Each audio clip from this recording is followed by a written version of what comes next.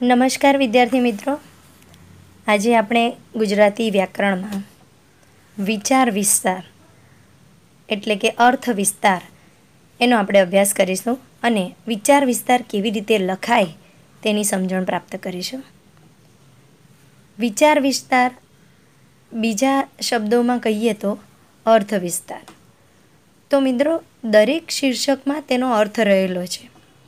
એટલે કે વિચાર વિસ્તાર એટલે વિચારનો વિસ્તાર, અર્થ વિસ્તાર, અર્થનો વિસ્તાર.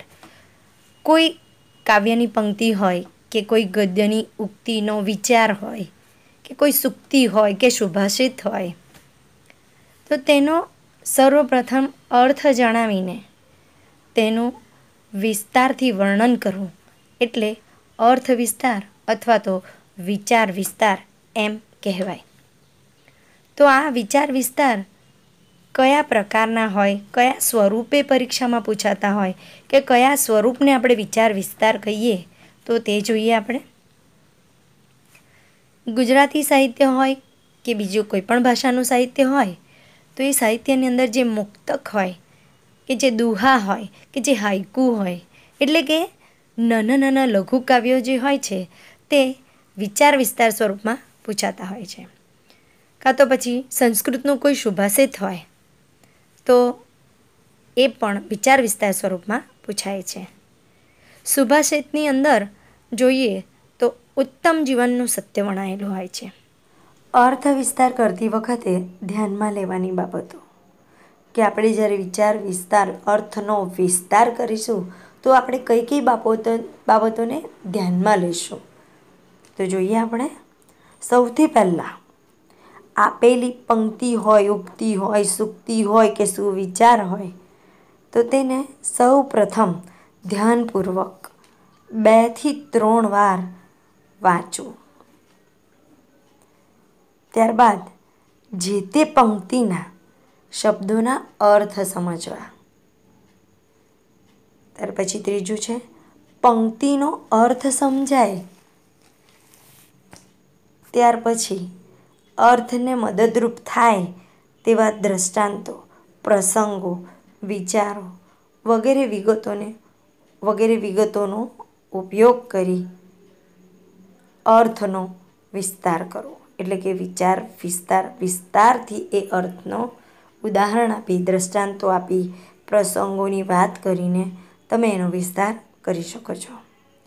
4 નંબર પર છે દ્રષ્ટાંતો કે પંક્તિઓ મૂકતી વખતે ધ્યાન રાખવું કે મૂળ પંક્તિના અર્થને અનુરૂપ જ એ કાવ્ય પંક્તિઓ હોવી જોઈએ.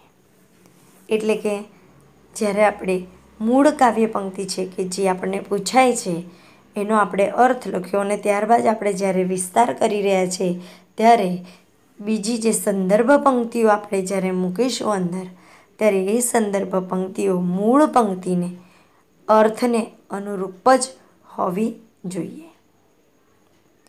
5 નંબરમાં છે અર્થ વિસ્તાર કરતી વખતે ઇતર કાવ્ય પંક્તિ કે વિચારનો અતિરેક ન થઈ જાય. એટલે કે જ્યારે આપણે વિચાર વિસ્તાર કરીશું ત્યારે જે સંદર્ભ પંક્તિઓ આપણે 1 કે 2 જ મૂકવાની હોય, એની જગ્યા પર જ્યારે એ કાવ્ય પંક્તિ કે સુવિચારનો અતિરેક થઈ જાય તો તે યોગ્ય નથી. એ અતિરેક થવો જોઈએ નહીં. એટલે કે મૂળ પંક્તિ કરતાં સંદર્ભ પંક્તિઓની સંખ્યા આપણા વિચાર વિસ્તારની અંદર વધવી જોઈએ નહીં. 6 નંબર પર છે સુંદર રીતે અર્થ વિસ્તાર કરવાની ક્ષમતા કેળવવાનો ઉત્તમ ઉપાય છે વાંચન. વાંચન એટલે કે ઇતર વાંચન. તમે અભ્યાસને લક્ષી તો તમે વાંચો જ છો, પણ એ સિવાયની પણ કેટલીક સંદર્ભ પુસ્તકો તમે વાંચતા રહો છો ત્યારે તમારું શબ્દ ભંડોળ વધી જાય છે અને શબ્દ ભંડોળ વધી જતાં તમારું લેખન કાર્ય ખૂબ જ સુંદર બની જાય છે. એટલે તો કહેવાય છે કે લેખનની ગુણવત્તા સતત વાંચનથી જ વધે છે. તો ચાલો મિત્રો, આપણે એક પંક્તિનો અર્થ વિસ્તાર કરીએ, જેના ઉદાહરણ દ્વારા તમને ખ્યાલમાં આવશે કે વિચાર વિસ્તાર કેવી રીતે કરવો, કે અર્થનો વિસ્તાર કેવી રીતે કરવો. તો જોઈએ કાવ્ય પંક્તિ કઈ છે. અમને નાખો જિંદગીની આગમાં, અમને નાખો જિંદગીની આગમાં, અમે આગને પણ ફેરવીશું બાગમાં, અમે આગને પણ ફેરવીશું બાગમાં. તો જોયું મિત્રો, આ જ પંક્તિ આપણે હવે 2 થી 3 વાર વાંચવાની છે ધ્યાનપૂર્વક, જેથી કરીને એનો અર્થ પૂરેપૂરો આપણને સમજાય. અમને નાખો જિંદગીની આગમાં, અમે આગને પણ ફેરવીશું બાગમાં. તો એનો અર્થ થાય છે, અમને જિંદગીની મુશ્કેલી રૂપી આગમાં નાખશો તો એ આગને અમે લીલાછમ બાગમાં ફેરવીશું. તો જોયું મિત્રો, કેટલો સરળ અર્થ આપણને ખ્યાલમાં આવી ગયો. ચાલો હવે આપણે એનો અર્થનો વિસ્તાર કરીએ. તો સમજૂતીમાં આપણે લખી શકીએ, અહીં કસોટીની વાત કરવામાં આવી છે. જીવનમાં ગમે તેટલી મુશ્કેલી આવે પણ એની સામે ટકી રહેવાની વાત કરી છે. જિંદગીમાં મુશ્કેલી રૂપી આગને બાગમાં ખીલતા સુગંધિત ફૂલોમાં ફેરવી દેવાની વાત કરી છે. જીવનમાં આવતા દુઃખો, મુશ્કેલી કાયમ ટકતા નથી, પણ એ મુશ્કેલ ઘડીએ માનવીએ પોતાની ધીરજ, સહનશીલતા ના ગુમાવવી જોઈએ. માનવીએ બાગમાં ખીલતા સુગંધિત ફૂલોની જેમ પોતાની સુવાસ, બાગમાં જેવી રીતે ફૂલો પોતાની સુવાસ ફેલાવે છે, તેમ જિંદગીમાં મુશ્કેલી રૂપી આગમાંથી બહાર આવી મનુષ્ય પોતાના જીવનની દિવ્ય સુવાસ ચોતરફ ફેલાવી શકે છે. જીવનમાં આવતી મુશ્કેલીને હસતા મોઢે સહન કરી તેનો સામનો કરવાની વાત અહીં કરવામાં આવી છે. દુઃખ કે મુશ્કેલીના નામની માળા કરવાથી તે દૂર થતું નથી, પણ જીવનમાં તેને શાંતિથી સહન કરી, મનને મજબૂત કરી સામનો કરીએ તો લીલાછમ બાગનો અનુભવ થાય છે. એટલે કે મનને શાંતિ મળે છે. અંતમાં આપણે લખી શકીએ, જીવનમાં સહનશક્તિ કેળવવી જોઈએ, મુશ્કેલીનો દ્રઢતાથી સામનો કરવો જોઈએ. તો મિત્રો, જોયું આપણે કેવી રીતે આપણે આ જ પંક્તિનો પહેલાં અર્થ આપણે સમજ્યા, ત્યારબાદ આપણે એનો વિસ્તાર કરી શક્યા. તો તમારે પણ હવે કોઈ પણ કાવ્ય પંક્તિ હોય તો સર્વપ્રથમ તેને 2 થી 3 વાર વાંચીને તેનો અર્થ લખીને ત્યારબાદ તમારે તેની સમજૂતી કે એનો વિસ્તાર કરવાનો છે. અને ત્યારબાદ અંતના પેરેગ્રાફની અંદર જે કંઈ એમાંથી આપણને બોધ મળે છે કે કંઈ ઉપદેશ મળે છે, તો એને લગતા 2 વાક્યો તમારે લખવાના રહેશે. મિત્રો, આ સિવાયના પણ ઘણા બધા ઉદાહરણો છે, આપણે તે જોઈએ.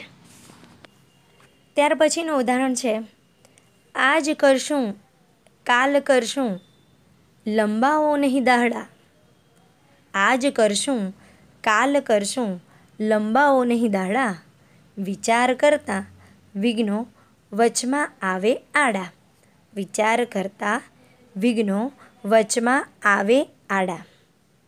તો એનો આપણે અર્થ જોઈએ. કોઈ પણ કામ આજે કરશું, આજે નહીં થાય તો કાલે કરશું એમ કહી દિવસો લંબાવવા નહીં. એ વિચારો કરવામાં જ મુશ્કેલીઓ ઊભી થઈ જાય છે. એટલે કે વિચાર કરતાં વચમાં અનેક મુશ્કેલી આવે છે. તો જોયું મિત્રો, કેવો એનો અર્થ નીકળી ગયો. હવે આનો જ તમારે વિસ્તાર કરવાનો છે કે આની અંદર સમયનું મૂલ્ય અને જીવનમાં કામને મહત્ત્વ આપી તેને પૂર્ણ કરતાં શીખવું જોઈએ. તો આ કાવ્ય પંક્તિ દ્વારા પણ તમે આનો વિસ્તાર, જો એનો અર્થ સમજણ પડી જાય છે તો પછી તમે સારામાં સારી રીતે એનો વિસ્તાર પણ કરી શકો. ત્યાર પછીનું ઉદાહરણ છે, આવ નહીં આદર નહીં, નહીં નયનોમાં નેહ, આવ નહીં આદર નહીં, નહીં નયનોમાં નેહ, તે ઘર કદી ન જઈએ ભલે કંચન વરસે મેહ, તે ઘર કદી ન જઈએ ભલે કંચન વરસે મેં. તો આનો સામાન્ય અર્થ જોઈએ આપણે. જ્યાં આપણને જવાથી માન ન મળે, આપણને જોતા જેની આંખો સ્નેહથી છલકાઈ ના ઉઠે તેવા ઘરે ભલે સોનાનો વરસાદ પણ પડતો હોય તો પણ જવું ના જોઈએ. એટલે કે જ્યાં આપણને માન ન મળતું હોય, જ્યાં આવકાર ના મળતો હોય ત્યાં આગળ ક્યારે પણ જવું જોઈએ નહીં. પ્રેમ ભાવથી મોટું આ જગતમાં કંઈ જ નથી. આનો અર્થ આવો થાય છે. તો તમે પણ આની અંદર વિસ્તાર સારામાં સારી આ અર્થનો કરી શકશો. એની અંદર તમારે જો કાવ્ય પંક્તિ લખવી હોય, સંદર્ભ કાવ્ય પંક્તિ, તો એમાં હેજી તારા આંગણિયા પૂછીને કોઈ આવે, હેજી તારા આંગણિયા પૂછીને કોઈ આવે તો આવકારો મીઠો આપજો, તો આવકારો મીઠો આપજો. તો આ પ્રકારની તમે સંદર્ભ પંક્તિ પણ એની અંદર વિસ્તાર કરતી વખતે લખી શકો. તો મિત્રો, હું માનું છું કે તમે હવે ખૂબ સારી રીતે વિચાર વિસ્તાર પરીક્ષાની અંદર સરસ રીતે સમજીને લખી શકશો.